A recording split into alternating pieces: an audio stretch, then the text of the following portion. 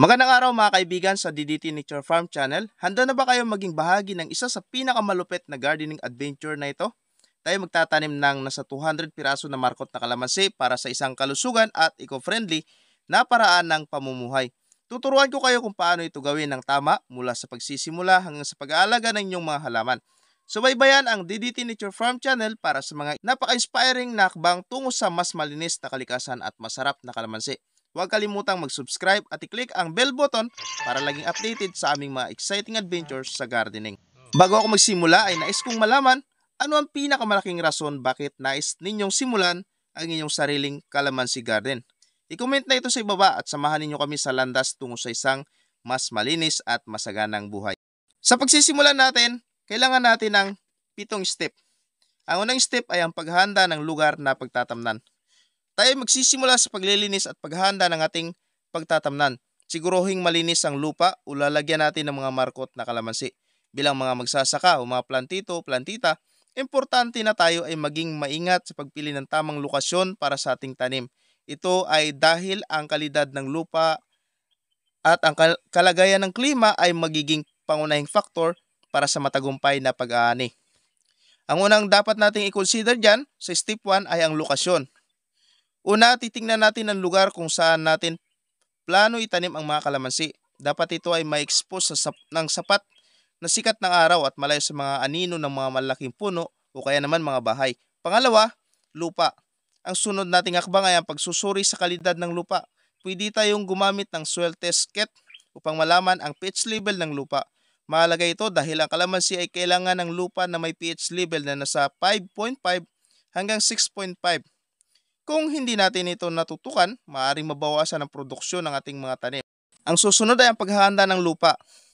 Ngayon tayo ay maghahanda ng lupa. Alisin natin mga malaking bato at iba pang mga dumi na maaaring makasagabal sa paglago ng ating mga kalamansi. At susunod ay ang paglalagay ng mga organic materials. Para maging masagana ang ating ani, maaari tayong gumamit ng mga organic materials katulad ng compost. Ang compost ay nagbibigay ng kinakailangang nutrients para sa ating mga tanim. Ihalo lang ito sa lupa bago magtanim para sa mas mainam na resulta. At susunod ay ang pag-aalaga. Hindi lang paghahanda ng lupa ang mahalaga. Kailangan din nating planuhin kung paano natin ito alagaan. At kasama nito ang wastong pagdidilig, pagsunod sa tamang spacing o layo ng ating mga tanim na kalamansi. At siyempre ang regular na pag-aalaga laban sa mga pesti at insekto. Tapos na natin ang unang step. Susunod na tayo sa ikalawang step na kung saan ito ay ang paghahanda ng markot na kalamansi. Sa step na ito ay ihahanda na natin ang ating mga itatanim na markot. Tiyakin nating mga malulusog ang mga ito. Ano nga ba ang markot? Ito ay isang proseso kung saan tayo ay magpipinsala ng isang sanga ng kalamansi para ito ay maging hiwalay na halaman. Maaari nating gamitin ito para magkaroon tayo ng mas maraming puno mula sa isang punong kahoy. Siyempre, ang unang hakbang dito para sa step number 2 ay ang pagkuha ng markot. Sa pagkuha ng markot, kailangan nating pumili ng maayos na sanga. Sunod ay ang pag-aalaga ng markot. Kapag nakuha na natin ang markot, ito ay dapat nating ilagay sa isang malinis na lalagyan. Maaari nating gamitin mga plastic pots o lalagyan na puno ng maayos na lupa. Dapat itong patagin at diligin ng maayos. Ang susunod dito ay pwede tayong gumamit ng mga rotting hormone pero ito ay optional na maaari nating gamitin sa ating mga markot. Ito ay isang kimikal na magpapabilis na pagtubo ng mga ugat nito.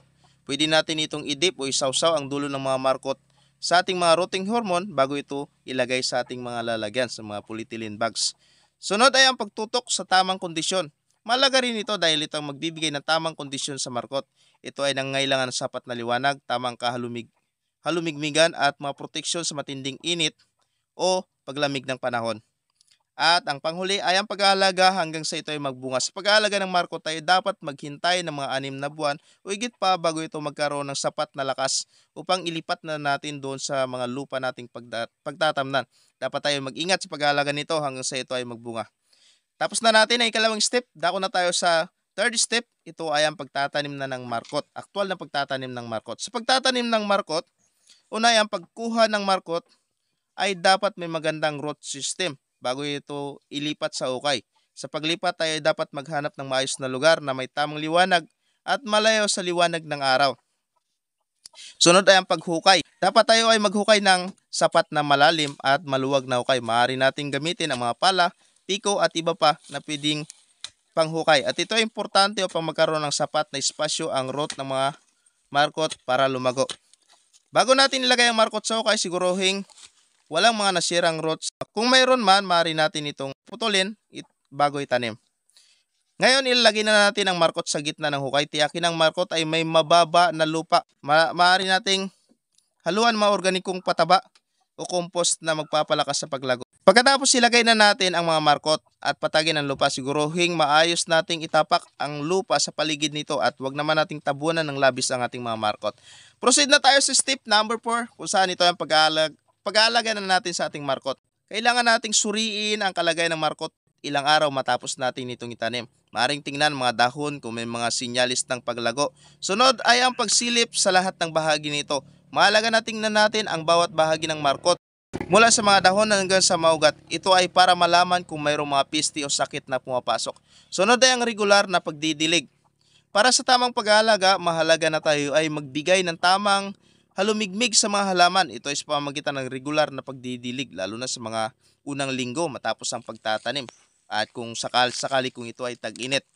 Sunod ay ang pag-aalaga ng piste o mga sakit na dadapo sa ating mga markot. Kung mayroong mga piste o sakit na mag-aatake sa ating mga tanim, maaari nating gamitan mga natural na pamamaraan o yung mga organic pesticides.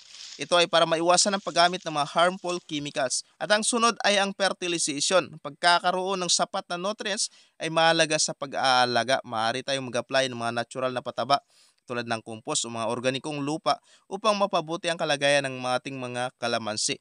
Pero pwede naman tayong gumamit ng mga inorganic fertilizer kung sakasakali. Dito sa akin, gumagamit ako ng inorganic fertilizer at hindi ako gumagamit ng compost dahil may mga pantot dito sa amin na naninira. At kapag naglagay ka ng compost sa paikot ng iyong kalamansi, sigurado kinabukasan ito ay kanilang huhukain at mamamatay ang markot mo. Kaya iniiwasan ko, ang ginagamit ko na lang ay mga inorganic fertilizer. Sunod ay ang pagsilip sa growth progress. Titingnan natin ang pagunlad ng ating mga kalamansi. Huwag kalimutan ang regular na pruning para mapanatili ang tamang form o laki ng ating mga halaman.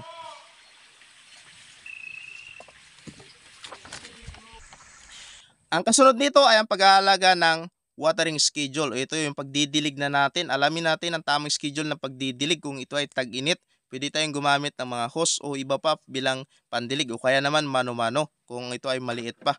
Upang maiwasan natin ang overwatering o underwatering kasi kapag nasubran sa tubig, ang kalamansi maaaring mamatay at kapag nalanta naman dahil hindi nadidiligan, mamamatay din ito. Pagkatapos ng pagtatanim, mahalaga ang regular na pag-aalaga. Dapat may sapat na tubig at abono para maging malusog ang inyong mga markot. Proceed na tayo sa step number 5 na kung saan ito ay ang kombinasyon ng mga halaman. Huwag kalimutan na pag-aaralan din ang mga halamang pwede nating itanim malapit sa kalamansi o pwede tayong gumamit ng intercropping, companion cropping at iba pa. Ito ay makakatulong sa mas magandang kalakaran ng ating mga kalamansi farm. Habang hindi pa natin na-harvest ang ating mga kalamansi ay pwede nating taniman ng mga gulay o iba pa sa palibot nito o sa pagitan nito upang magsilbing mga cash crop habang lumalaki ang ating mga kalamansi. At step number 6 ay ang pagmamasid at pag-aalaga.